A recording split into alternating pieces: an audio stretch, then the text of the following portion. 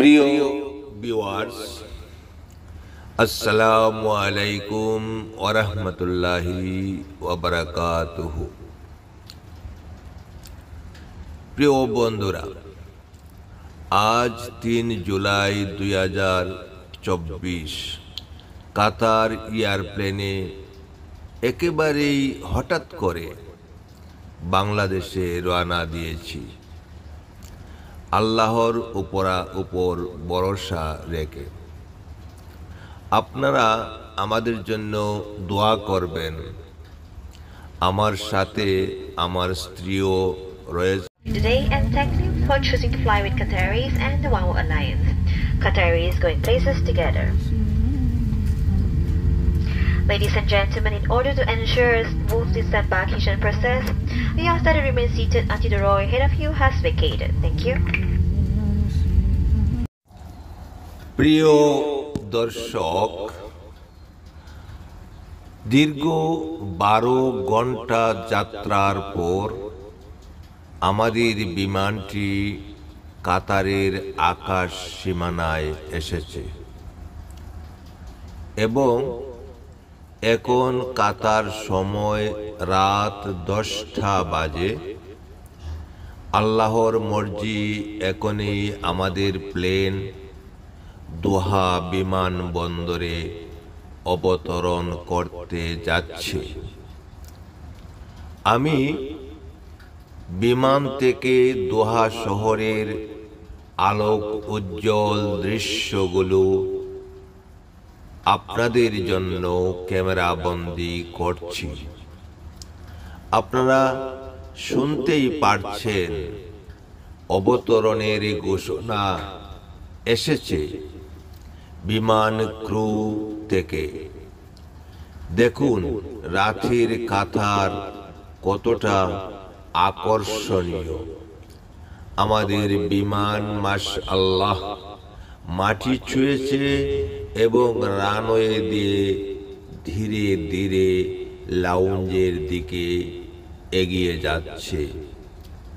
আমার স্ত্রী ইতিমধ্যেই সর্বশক্তিমান আল্লাহর দরবারে শুকরিয়া আদায় করেছেন।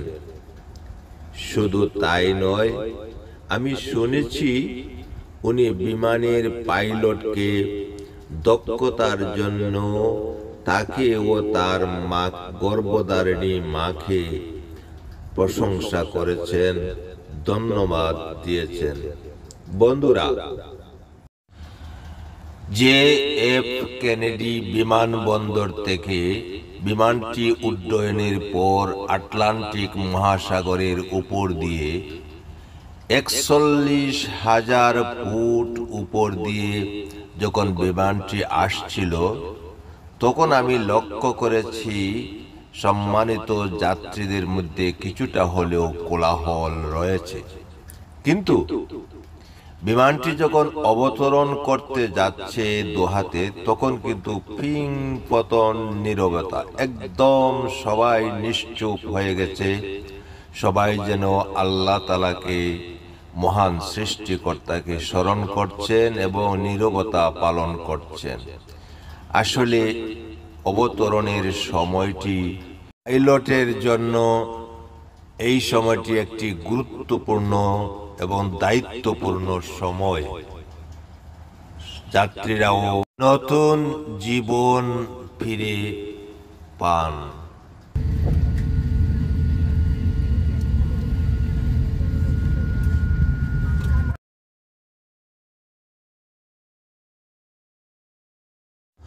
প্রিয় ভিউয়ার্স, বিমান থেকে নেমে টার্মিনালে প্রবেশ করার পর আমাদেরকে একটি ভ্যান গাড়ি দিয়ে নিয়ে যাওয়া হয় ৫ নম্বর গেইটে।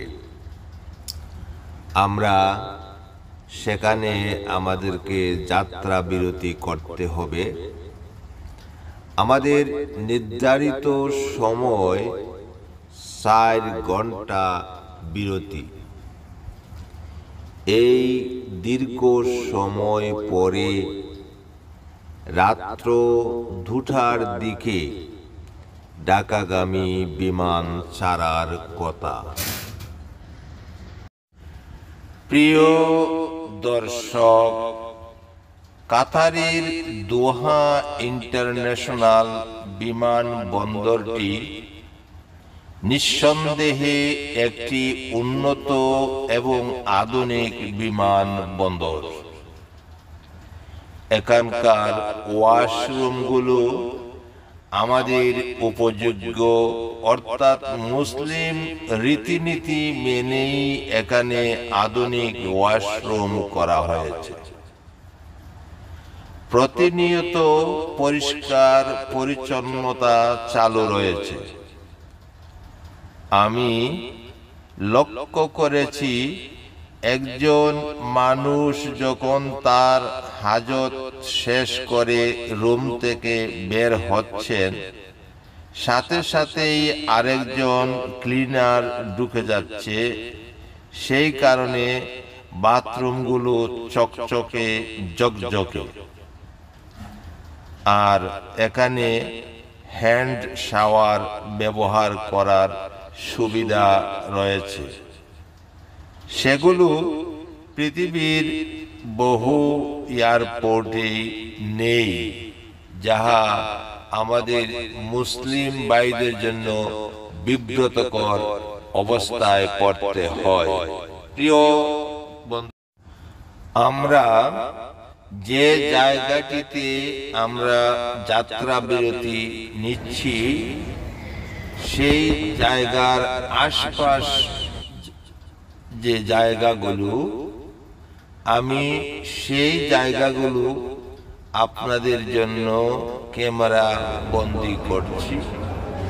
আপনারা লক্ষ্য করে দেখুন বিমানবন্দরটি কত চমৎকার এবং কত মনোমুগ্ধকর পরিবেশ এবং রূপ লাবণ্যগুলো। আপনাদের জন্য আমি এখানে চতুর্দিকে একটু ঘুরে ঘুরে আপনাদেরকে দেখাচ্ছি। পুরো বিমানবন্দরটি আমার দ্বারা দেখানো সম্ভব নয়, আমার আশপাশগুলোই শুধু আপনাদের জন্য দেখাচ্ছি। এখন আমরা চলে এসেছি 5 নম্বর গেটে, যেখানে চেক করা হবে। আমরা সেই জায়গাটিতে আমরা আরো একটু এগিয়ে আমরা গেটের কাছে এসে বিশ্রাম নিলাম।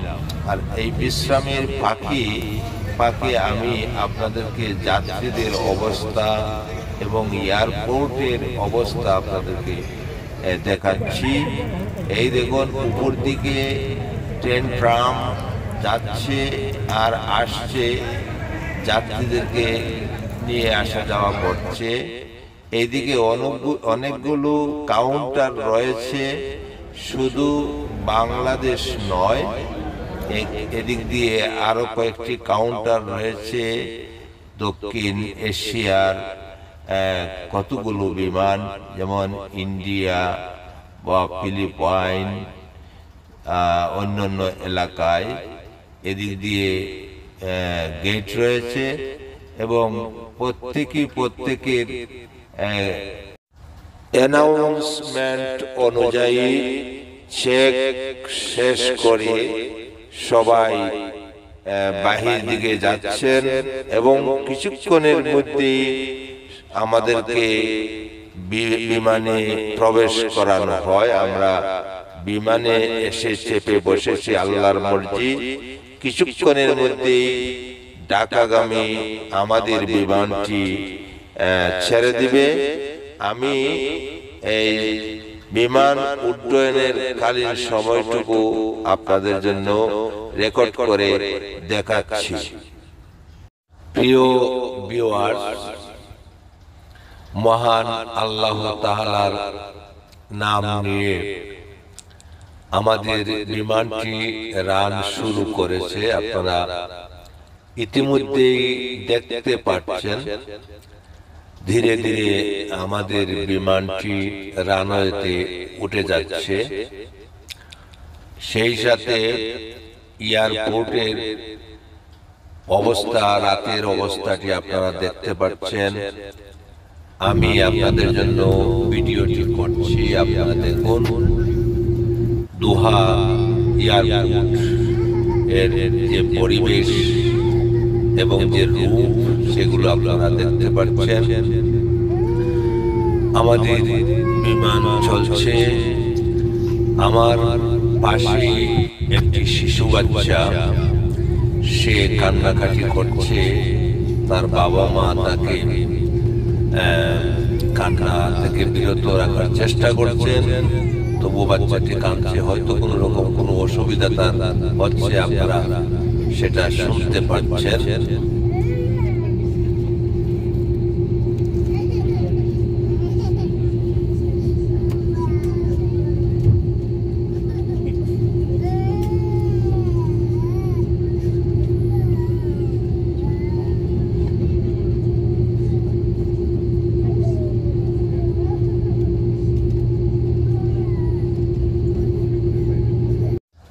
আমাদের বিমানের গতি ক্রমশ বেড়েই চলছে, আস্তে আস্তে গতি বেড়ে যাচ্ছে। হয়তো কিছুক্ষণের মধ্যেই আমাদের বিমানটি আল্লাহর মর্জি মাটি ছেড়ে আকাশে উড্ডয়ন করবে। আপনারা লক্ষ্য করে দেখুন, বিমানের গতি কিন্তু বেড়ে গেছে।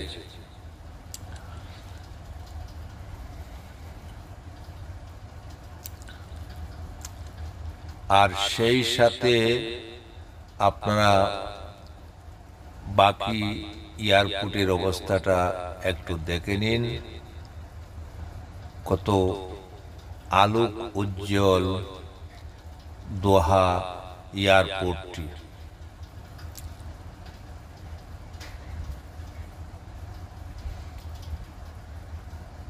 রাতের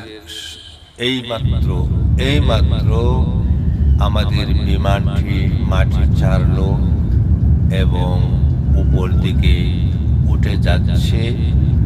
আমি যেখানে বসেছি সেখানে ঠিক পাঙ্কার কাছে, বিমানের পাকার কাছে, আমার ক্যামেরাতে আপনারা পাকা দেখতে পাচ্ছেন এবং পাকার শেষ দিকে শহরের এই আলোক উজ্জ্বল শহরের অবস্থাটিও আপনারা দেখতে পাচ্ছেন। ক্রমশ কিন্তু শহর আমরা হারিয়ে ফেলছি। প্রিয় দর্শক, রাতের আঁধারে আমার ক্যামেরাটি বন্ধ করে নিয়েছিলাম। যখন আমরা দেখতে পেলাম যে পূবের আকাশে আলো উজ্জ্বল দেখা যাচ্ছে, সূর্যের কিছু রশ্মি, তখন আমি আমার ক্যামেরাটি আবার চালু করলাম। আমি এখন বুঝতে পারছি না আমরা কোন দেশের উপরে আছি, তবে পূব আকাশে আলোর দেখা মিলছে। আমি জানালার পাশে বসে সেই আকাশের দৃশ্যগুলো নিজেও দেখছি, আপনাদের জন্য রেকর্ড করছি। দেখতে থাকুন।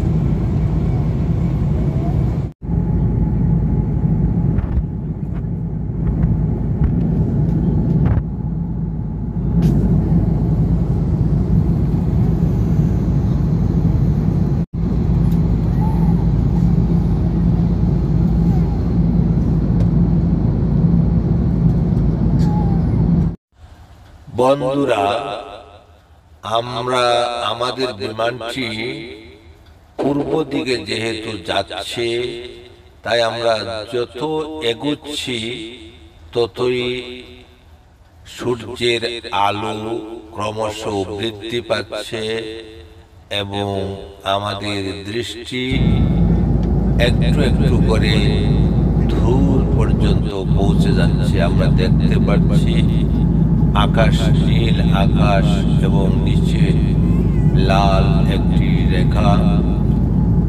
তবে সবচেয়ে বড় বিষয় হলো, যতই পরিচ্ছন্ন হচ্ছে ততই আমরা কিন্তু পরিষ্কার দেখতে পাচ্ছি। তবে নিচের দিকে তাকালে আমরা কিছুই দেখতে পাচ্ছি না। আমার কাছে যেন মনে হচ্ছে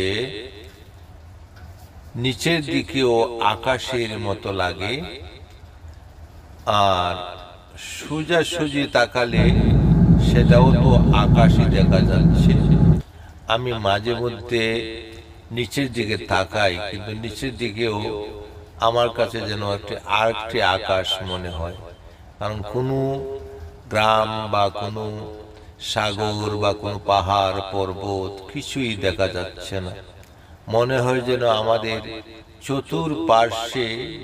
চতুর্পার্শ্বেই যেন আকাশ।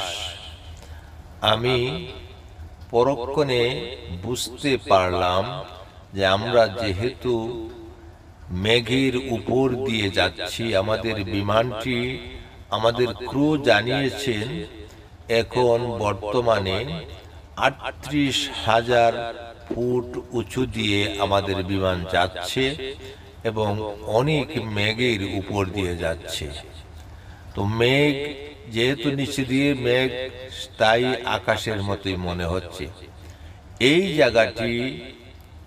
জায়গাটি আমি লক্ষ্য করছি, হয়তোবা কোনো একটি সাগর, আমরা আরব সাগর, হয়তো প্রশান্ত সাগর বা আরব সাগর আমরা পাড়ি দিচ্ছি এবং এটি হয়তো পানির ছবি মনে হতে পারে।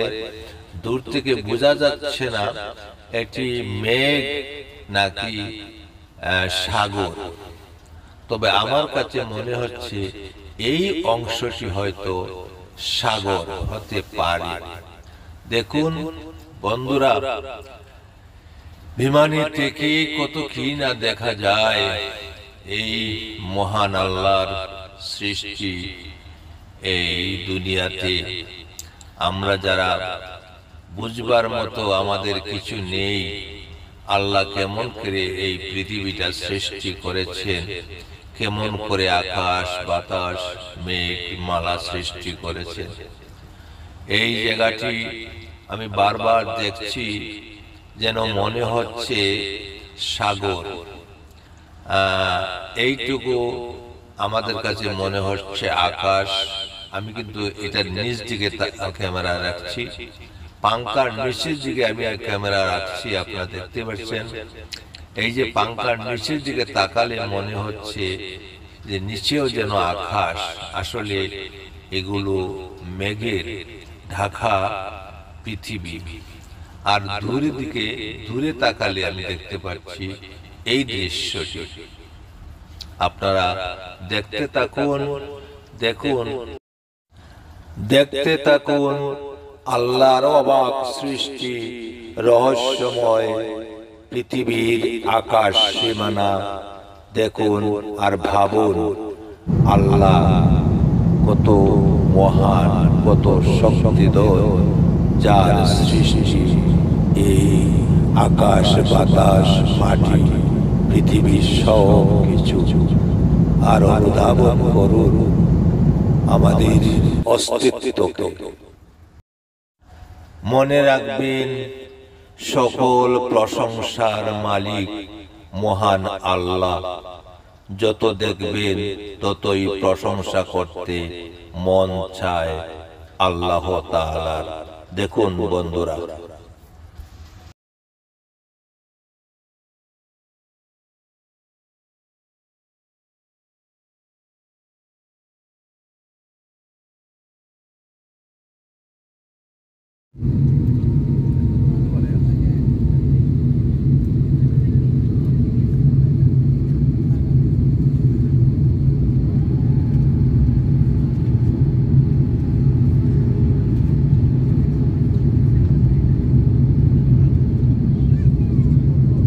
বিমান ক্রুদের ঘোষণা মোতাবেক আমরা ঢাকার আকাশে চলে এসেছি। আমাদের বিমানটি মেঘ কেটে নিচের দিকে নামছে আর ঢাকার শহরটি আবছা আবছা আমরা কিছুটা দেখতে পাচ্ছি। ক্রমশ স্পষ্ট হচ্ছে আকাশ। কিছুক্ষণের মধ্যেই ইনশাআল্লাহ আমাদের বিমান ঢাকার মাটি ছুঁইবে। আপনারা লক্ষ্য করে দেখুন, ঢাকা শহরটি একটু একটু আমরা দেখতে পাচ্ছি। আরো একটু নিচে নামলে হয়তো আরো স্পষ্ট হবে।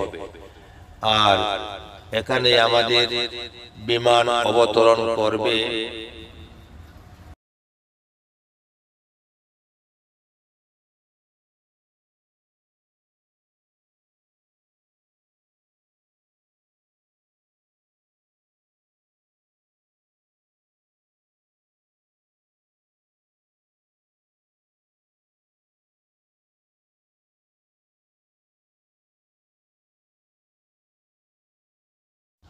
বন্ধুরা, ঢাকার মাটি স্পর্শ করার সাথে সাথে আমাদের সকল ভয় শঙ্কা দূর হয়ে গেছে মন থেকে মনে হচ্ছে। শুকুর আলহামদুলিল্লাহ। এই অবতরণের মাধ্যমে আমার এই ভিডিওটি আপনাদের জন্য এখানেই শেষ করব। ভালো লেগে থাকলে আপনারা আমাকে সাবস্ক্রাইব করবেন।